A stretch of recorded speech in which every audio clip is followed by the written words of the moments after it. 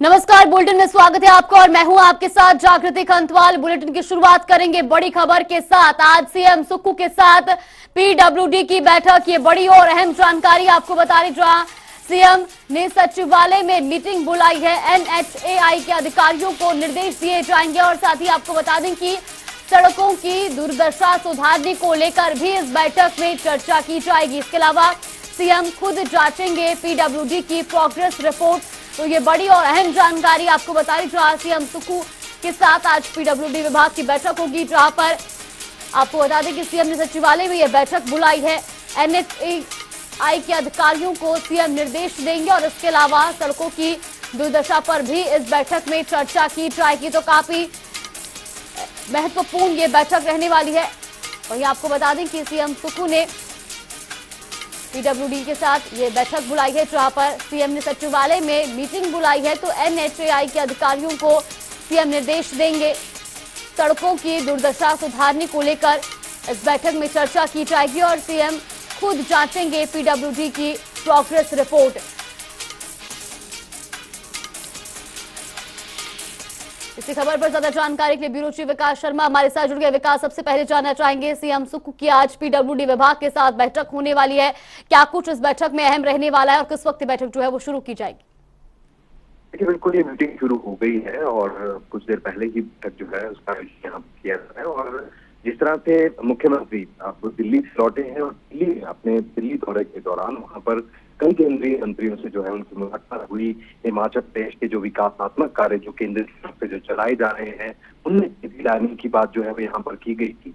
इसी कड़ी में केंद्रीय मंत्री हैं नितिन गडकरी, उनके साथ भी मुलाकात उनकी हुई थी और जिसमें ये मामला जरूर उठाया गया था कि हिमाचल प्रदेश में जो 4 लेन परियोजनाएं हैं ये बहुत कछुआ गति से चल रही हैं, बहुत धीमी गति से चल रही है, लिहाजा इनको तेजी है इसमें लाई जाए। और इसके साथ ही आग्रह इस बात को लेकर भी किया गया था, बजट यहाँ पर दिया जाता है वो बजट नहीं मिल पा रहा है, जिसकी वजह से ये काम जो है वो धीमी गति में यहाँ पर चल रहा है। हिमाचल, इस तरह से आपको पता है कि हिमाचल एक पर्यटन जो राज्य है और ऐसे में अपार संभावनाएं जो है इस क्षेत्र में देखी जा रही हैं। लेकिन अगर सड़कों का जाल यहाँ पर ठीक नहीं होगा और जो कि पिछले अगर हम देखें तो 5 साल से वो लगातार यहाँ पर चल रहा है, लेकिन अति धीमी होने के कारण उसका लाभ हिमाचल प्रदेश जनता को या फिर हिमाचल प्रदेश के साथ ही जो पर्यटक यहाँ पर हिमाचल प्रदेश पहुंचते हैं उनको नहीं मिल पा रहा है, जिसकी वजह से काफी नुकसान जो है वो हिमाचल प्रदेश को आंका जा रहा है। और अगर ये परियोजनाएं धीरे चढ़ती हैं, जल्दी अगर ये होती हैं तो निश्चित रूप से बड़ा लाभ जो है वो हिमाचल प्रदेश को इसका मिलेगा। इसके साथ ही क्योंकि जो हिमाचल के जो पीडब्ल्यूडी मंत्री हैं, जिन लोक निर्माण विभाग के जो मंत्री हैं विक्रमादित्य सिंह, वो भी 2 बार बैठ के जो है इन अपने पीडब्ल्यूडी विभाग है यानी लोक निर्माण विभाग है उनके अधिकारियों के साथ बैठक कर चुके हैं, रिव्यू कर चुके हैं कि क्या हिमाचल प्रदेश की परिस्थितियां हैं, कहाँ नेशनल हाईवे जो काम चल रहा है या जो सड़कें खराब पड़ी हैं जिनको तुरंत रिपेयर की आवश्यकता है, वहां पर तुरंत जो है वो पैसा दिया जाए। किस तरह से क्या चीजें हो सकती हैं, किस तरह से जो सड़कों की परिस्थितियां हैं, जो सड़कों की स्थिति है उसके अंदर सुधार किया जा सकता है। इसको लेकर विस्तार से बात जो है वो यहाँ पर की जा रही है। हिमाचल प्रदेश का जो आगामी बजट सत्र जो है विधानसभा का होगा उसमें भी ये तमाम चीजें देखने के लिए मिल सकती हैं कि क्या नई सड़कें या फिर उनका रख रखाव किस तरह से जो है सरकार ये तमाम चीजें देखती है, उससे जरूर झलक देखने के लिए मिलेगी। संकेत राज्य सरकार पहले ही दे चुकी है, मुख्यमंत्री लगातार इस बात को कह चुके हैं कि आप इंतजार कीजिए, अभी नया सरकार का गठन यहाँ पर हुआ है, लिहाजा बहुत सी परिस्थितियां व्यवस्था परिवर्तन के नाम पर ये राज्य सरकार जो बातें कह रही है। लेकिन देखना ही होगा कि आज की ये बैठक क्योंकि national highway authority of India NHAI के जो अधिकारी हैं उनके साथ हो रही है, कई मायनों में अहम ये बैठक मानी जा रही है। परियोजनाओं का रिव्यू जो कि खास तौर पर 4 लेन की परियोजना है उनका रिव्यू आज चल रहा है। जिस तरह से जो है अभी मीटिंग जारी है और ऐसे में कई पहलुओं पर चर्चा भी की जा रही है, ये भी देखने को मिल सकता है कि आगामी बजट में भी पीडब्ल्यूडी विभाग को कोई जो है नई उनके लिए कुछ खास बजट में रह सके। निश्चित रूप से देखिए, जितनी भी ये परियोजनाएं थी, चाहे वो नेशनल हाईवे की बात करें या फिर ये जो 4 लेन परियोजनाएं हैं, कई तरह की परियोजनाएं हिमाचल प्रदेश में छाया जा रहा था।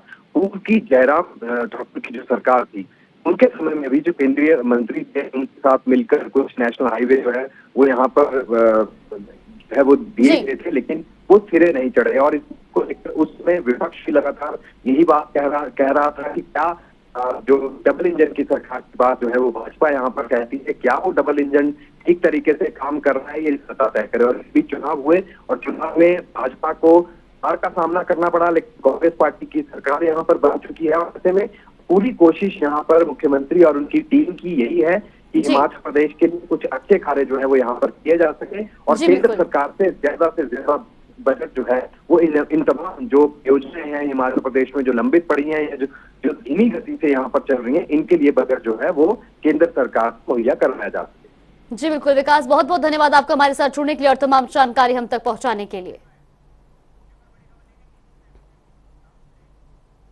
और रुक करेंगे अगली बड़ी खबर का। हिमाचल में बीजेपी का हल्ला बोल, बीजेपी का हस्ताक्षर अभियान आज से शुरू। तो 620 दफ्तर डिनोटिफाई करने का विरोध किया जा रहा है। हर चौक पर कर रहे विरोध प्रदर्शन, घर घर जाकर सिग्नेचर लिए जा रहे हैं और ऐसे में राज्यपाल को सौंपा जाएगा मेमोरेंडम दूसरे चरण में और निकाली जाएंगी रोष रैलियां। तो ये बड़ी और अहम जानकारी आपको बता दें, जहां दूसरे चरण में रोष रैलियां भी निकाली जाएंगी और ऐसे में जो मेमोरेंडम है वो राज्यपाल को सौंपा जाएगा। तो बीजेपी का हस्ताक्षर अभियान जो है वो आज से शुरू हो चुका है।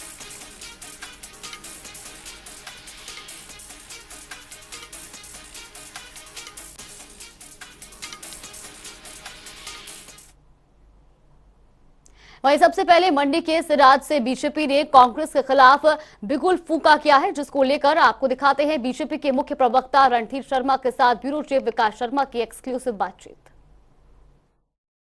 हिमाचल प्रदेश में सत्ता परिवर्तन के बाद से ही डी नोटिफाई करने का मुद्दा गर्माता जा रहा है और इस पर भाजपा अब जनता के बीच में जाएगी। हस्ताक्षरता अभियान जो है उससे शुरुआत की जाएगी और उसके बाद जिला स्तर पर जो है वो रोष रैलियां निकाली जाएंगी। क्या है पूरा मामला और किस तरह से जनता के बीच में भाजपा जाएगी, इस पर बात करने के लिए मेरे साथ मौजूद हैं नैना देवी से विधायक और मुख्य प्रवक्ता भाजपा के रणधीर शर्मा।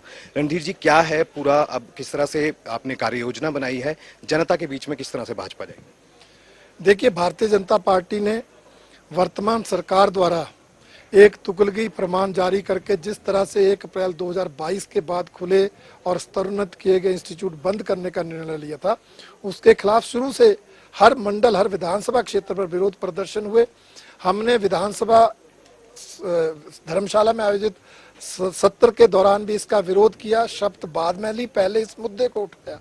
महामहिम राज्यपाल महोदय को सभी विधायकों ने मिलकर ज्ञापन दिया और उसके बावजूद जब 1 माह बीत जाने के बाद भी इस पर पुनर्विचार नहीं हुआ, जिसका आश्वासन मुख्यमंत्री जी ने धर्मशाला में दिया था, तो अब हमने हस्ताक्षर अभियान जहां जहां इंस्टीट्यूट बंद हुए उससे प्रभावित लोगों द्वारा हस्ताक्षर करा के इकट्ठे किए जाएंगे।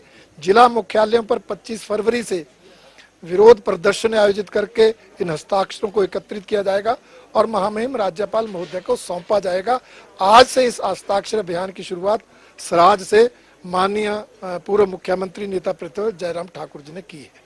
क्या मैसेज क्या देना चाह रहे हैं आप? आखिरकार क्या ऐसी जरूरत पड़ गई? आप गवर्नर से आप मिल सकते थे, आप बात कर सकते थे सरकार को, क्योंकि पिछला अभी हमने देखा कि जो पहला जो सत्र जो है वो विधानसभा में जो आयोजित किया गया उसके दौरान भी ये मुद्दा उठाया गया लेकिन सुना नहीं गया। आज क्या आपको लग रहा है कि कितना फर्क इससे पड़ने है? देखिए, हम इसलिए जनता के बीच जाना चाह रहे हैं कि ये सरकार जनता को गुमराह कर रही है।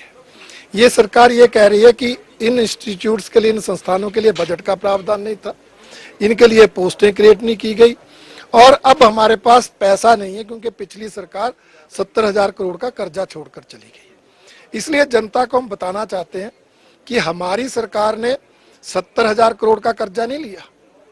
ये 1993 से कर्ज लेने की जो प्रक्रिया शुरू हुई उसके बाद जो सरकारें आई सबका योगदान है और अधिकतर योगदान कांग्रेस की सरकारों का है। और अगर रिसेंट की बात करें तो 2012 से 17 के बीच वीरभद्र सरकार ने 20,000 करोड़ के लगभग कर्जा लिया। राज्य सरकार का ये कहना है कि सबसे ज्यादा कर्ज जो अगर किसी मुख्यमंत्री ने लिया तो वो रिकॉर्ड जो है वो जयराम ठाकुर के सर पर है। देखिए, ऐसा होता है, जो सरकार बनेगी उसको पिछले सारे कर्जे का ब्याज भी देना पड़ेगा।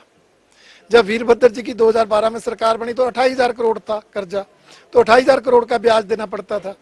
जब जयराम ठाकुर जी की सरकार बनी तो कर्जा 48,000 करोड़ बन गया, 20,000 वीरभद्र जी ने लिए तो 48,000 करोड़ का ब्याज देना पड़ा। परंतु कर्जा तो जाकर 2022 में 69,000 करोड़ ही पहुंचा ना, 21,000 करोड़ ही लिया, कोई ज्यादा अंतर तो नहीं। इसलिए ये गुमराह कर रहे हैं। एक तो ये हम जनता को बताना चाहते हैं। दूसरा, जो इंस्टीट्यूट खुले हैं वो बकायदा कैबिनेट से अप्रूव होके पोस्टें क्रिएट होने के बाद बकायदा फंक्शनल कर दिए गए हैं, अधिकारी कर्मचारी वहां बैठ के हैं। अब इनका ये कहना है कि भवनों के लिए बजट नहीं है। अब भाई जब बच्चा पैदा होगा तभी, जब लड़का लड़की जो होगी उसके बाद ही उसके लिए कपड़ों को और सारी व्यवस्थाएं होंगी, तो इंस्टीट्यूट खुलेंगे तभी उसके बाद ही भवनों के लिए बजट रखा जाएगा। पोस्टें क्रिएट होंगी तभी भरने की प्रक्रिया शुरू होगी। एडवांस में कैसे आप पोस्टें भरेंगे? मुझे समझ नहीं आता ये क्या तर्क देना चाहते हैं। पोस्टें क्रिएट हुई हैं तो वो वेकेंट मानी जाएंगी, तो उसके बाद उसको भरने की प्रक्रिया होती है। और ये एक लोकतंत्र का तकाजा है। मुझे याद है 1997 में वीरभद्र सरकार जाते जाते एक मंथ में 1000 से भी ज्यादा प्राइमरी स्कूल खोल गई थी। 95 प्राइमरी स्कूल तो मेरे विधानसभा क्षेत्र में खोले थे, रातों रात उद्घाटन पशुशाला में, कम्युनिटी सेंटर में। हमारी सरकार बनी थी, बंद नहीं किए थे। सरस्वती बाल विद्या संकल्प योजना चलाकर 3-3 पक्के कमरे हर प्राइमरी स्कूल को बनाकर दिए थे।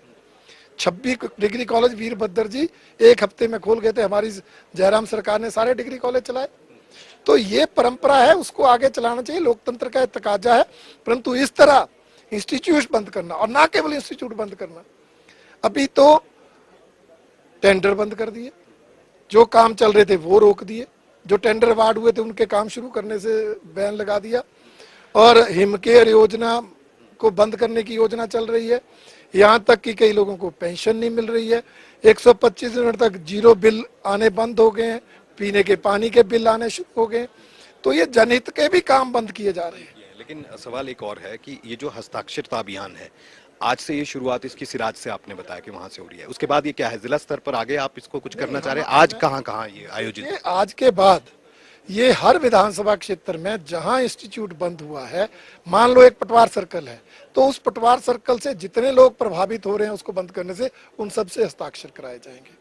कोई तहसील बंद हुई है तो वो तहसील जितनी पंचायतों में है उन पंचायतों के प्रस्ताव जनता के हस्ताक्षर कराए जाएंगे। गवर्नर को भेजा जाएगा, उसके बाद राष्ट्रपति। जिला स्तर पर विरोध प्रदर्शन करते हुए इनको इकट्ठा किया जाएगा और महामहिम राज्यपाल महोदय को सौंपा जाएगा। बहुत शुक्रिया हमसे बात करने के लिए। तो ये थे रणधीर शर्मा, साफ तौर पर ये कह रहे हैं कि हिमाचल प्रदेश में जिस तरह से सत्ता परिवर्तन के बाद जो बदले की राजनीति है वो यहाँ पर हो रही है, जनता को गुमराह जो है वो यहाँ पर किया जा रहा है, और इसी को लेकर हस्ताक्षरता का महाअभियान आज से शुरुआत सिराज से पूर्व मुख्यमंत्री जयराम ठाकुर इसकी कर रहे हैं। कैमरा पर्सन रोशन के साथ विकास शर्मा, जनता टीवी, शिमला। वहीं हिमाचल प्रदेश के मुख्यमंत्री सुखविंदर सिंह सुक्खू ने मरीज को एयरलिफ्ट करने के लिए अपना हेलीकॉप्टर दिया है, जिसे चंबा के ट्राइबल एरिया पांकी किलाड़ से मरीज को एयरलिफ्ट करके कांगड़ा के टांडा मेडिकल कॉलेज पहुंचाया गया। सीएम ऑफिस से जारी बयान में दावा किया गया कि मुख्यमंत्री ने अपने दौरा रद्द कर मरीज को एयरलिफ्ट करवाया और अब मरीज स्वास्थ्य लाभ ले रहा है। उसकी हालत खतरे से बाहर बताई जा रही है। मरीज को एक कट थ्रोट ओपन इंजरी है, जिसमें इसका थायराइड कार्टिलेज का भी फ्रैक्चर है और सांस की नली में भी कट लगा हुआ है, और इनको टाइमली यहाँ पे लाया गया। अब हम इनको इमीडिएटली सीटी स्कैन कर रहे हैं, उसके बाद इनका ऑपरेशन किया जाएगा।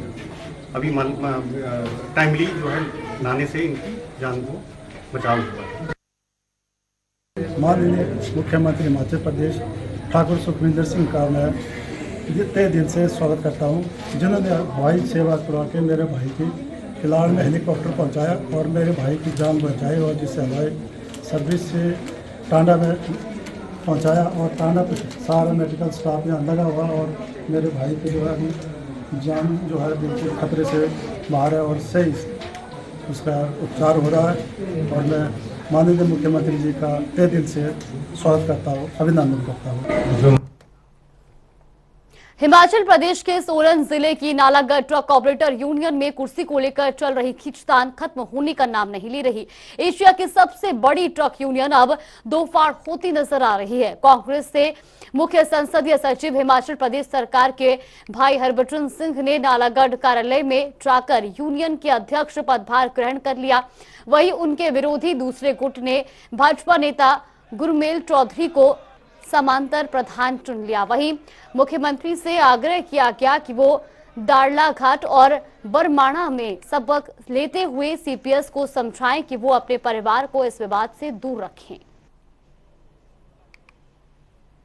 इसमें निर्णय लिया गया, मौके का मुझे प्रधान चुना गया और सारे ट्रक ऑपरेटर्स यूनियन ने सर्वसम्मति से गुरमेल चौधरी को प्रधान और गुरमीत सिंह को उप प्रधान और गुरदेव को कैशियर चुना गया सर्वसम्मति से। कि मुझे अध्यक्ष पद के लिए नॉमिनेट किया है। मैं सभी ट्रक ऑपरेटर भाइयों का अपने का सभी का धन्यवाद करता हूँ कि उन्होंने मुझे इस चीज़ के लायक समझा या इस चीज़ का उम्मीदवार बनाया। लेकिन मेन मुद्दा क्या है? मेन मुद्दा है रोजगार का, ट्रक यूनियन को बचाने का। उसके लिए हम हमारे जो भी प्रयास है वो रहेंगे। कल जनरल हाउस की मीटिंग बुलाई है क्योंकि हमारे यहाँ परिवारवाद नहीं है, यहाँ जनता द्वारा जो है प्रतिनिधि चुना जाएगा। तो नालागढ़ से खबर आपको बता रहे जहां पर अध्यक्ष पद पर बवाल मचा हुआ है। बीजेपी कांग्रेस ने अपने अपने अध्यक्ष चुन लिए हैं और ऐसे में अब एशिया की सबसे बड़ी ट्रक यूनियन में यह विवाद बढ़ता जा रहा है। सीएम और सीपीएस आमने सामने हो चुके हैं और ऐसे में सीपीएस यूनियन का तोड़ने का प्रयास कर रही है, ऐसा भी कहना है। तो अध्यक्ष पद पर यह बवाल मचा हुआ है। एशिया की सबसे बड़ी ट्रक यूनियन के बीच में ये विवाद जारी है और ऐसे में आपको बता दें कि अब सीएम अपने सीपीएस को समझाए, ऐसा सोसाइटी अध्यक्ष का कहना है। तो वहीं उनका यह भी कहना है कि सीपीएस यूनियन को तोड़ने का काम कर रही है। तो नालागढ़ से खबर आपको बता रहे जहां पर वही हिमाचल प्रदेश के हमीरपुर जिले में नगर परिषद द्वारा प्रॉपर्टी टैक्स की नई दरें मार्च महीने के बाद लागू की जाएंगी। परिषद ने इसके लिए बायलॉज तैयार कर लिए हैं। पब्लिकेशन से पहले स्वीकृति के लिए राज्यपाल को प्रस्ताव भेजने की प्रक्रिया शुरू कर दी है। वहीं आपको बता दें कि स्वीकृति मिलने पर हमीरपुर शहर के सभी वार्डों में सर्वे शुरू हो जाएगा। परिषद ने सर्वे के लिए जो फाइनल बायलॉज तैयार किए हैं उसमें घरेलू मकानों के लिए 5 से 8 रुपए प्रति वर्ग स्क्वायर मीटर, 25 से 30 रुपए कमर्शियल बिल्डिंग के लिए और 15 से 20 रुपए ढाबे व होटल के लिए रेट तय किया गया है।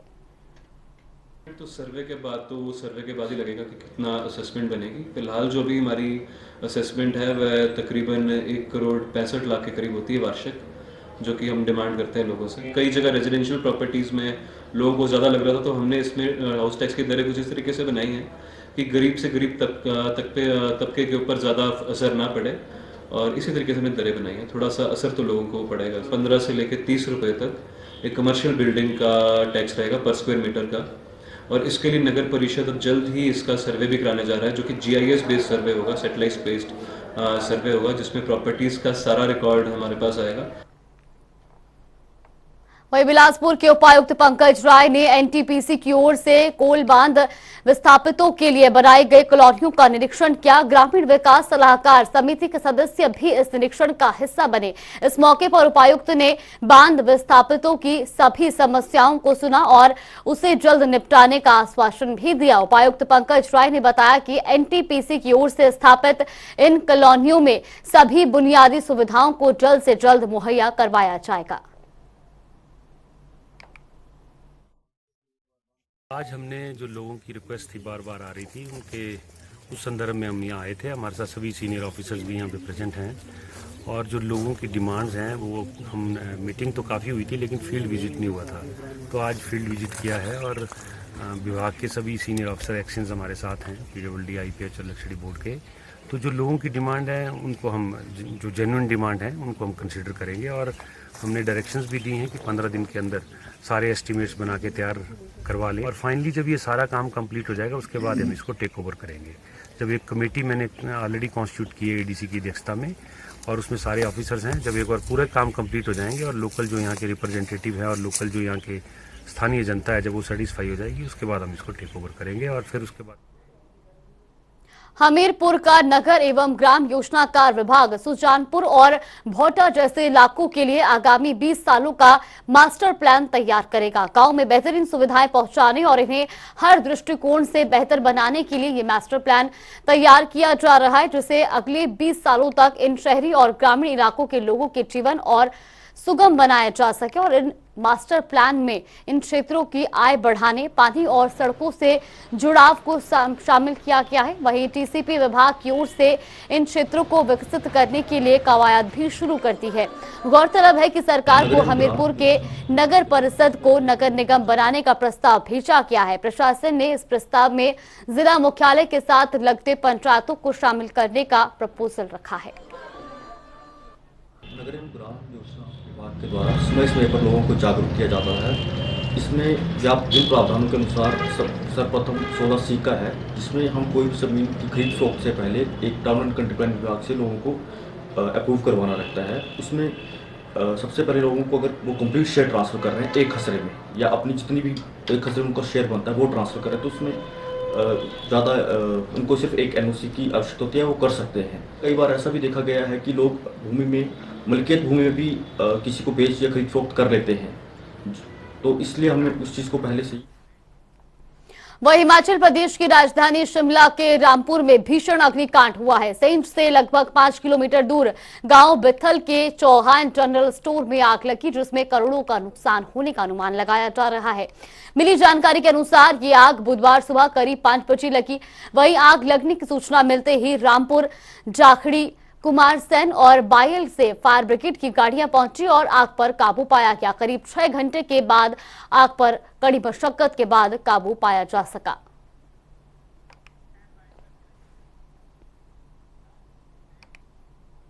पशुओं को बेसहारा छोड़कर उन्हें सड़कों पर धक्के खाने के लिए छोड़ने वाले लोगों के खिलाफ अब सख्ती से निपटने की तैयारी की जा रही है। देखिए रिपोर्ट।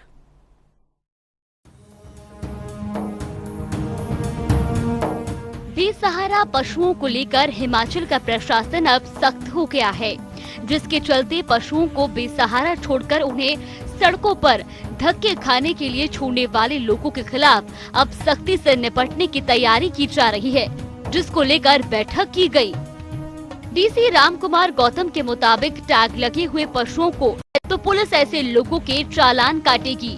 टैगिंग के जरिए आसानी से पशु मालिक की पहचान हो जाएगी, जिससे जिले को जल्द से जल्द बेसहारा पशु मुक्त किया जाएगा।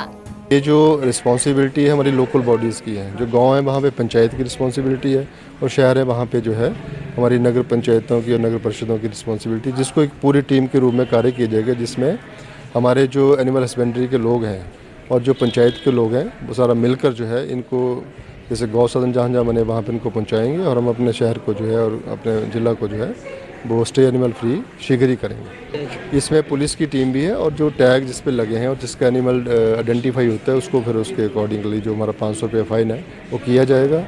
और जो लोग वैसे भी दिन में अपनी गाय को ऐसे शहर में छोड़ देते हैं उनको भी पकड़ा जाएगा और उनके ऊपर भी जो फाइन किया जाएगा।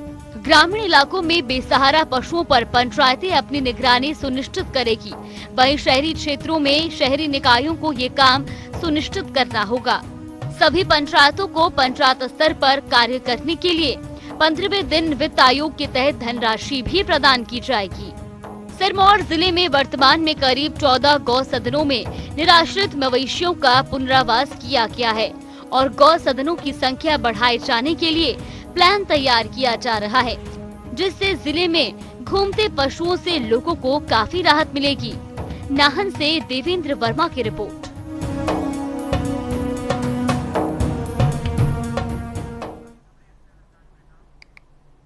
हिमाचल की बाकी खबरें आपको दिखाते हैं एक्सप्रेस अंदाज में। धर्मशाला में छात्रों ने धर्मगुरु दलाई लामा के साथ की मुलाकात। दलाई लामा ने भी छात्रों को उज्जवल भविष्य के लिए दिया आशीर्वाद। सोलन के बाईपास पर दिखा तेज रफ्तार का कहर। सड़क हादसे में एक महिला घायल, गाड़ी को भी पहुंचा नुकसान। किन्नौर के पागल नाला में गिरा मलबा। NH5 हुआ अवरुद्ध। पहले भी कई बार पागल नाला में गिर चुका है मलबा। सोलन में परेशानी का सबब बनी आवारा पशु। पशुपालन विभाग की ओर से किया जा रहा रेस्क्यू। सोलन को लंपी वायरस से मिली निजात। जल्द ही जिले में डिनोटिफाई कर दिया जाएगा लंपी रोग।